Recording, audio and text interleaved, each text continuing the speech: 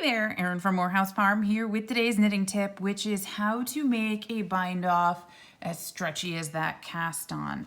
And we don't want to add too much stretch to it because we don't want it to spread out further than our project is, yet at the same time we do want to give it just a little bit of extra so that it doesn't have a pinching effect.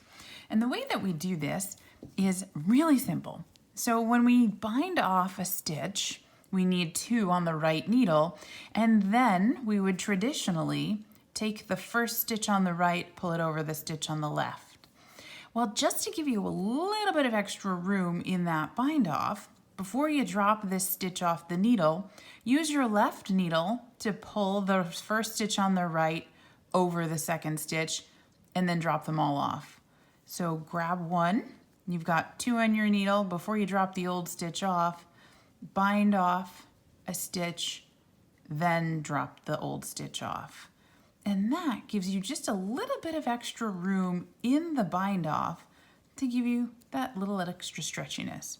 And this project is going to be felted, so it's not really imperative that they match exactly, but I'm going to give that an experiment because once it gets into the wash, I do want it to come out pretty even. So here I'm switching to the throwing version where we're binding off just as we normally would, but again, before we drop the old stitch off the needle, bind off and continue on in that fashion.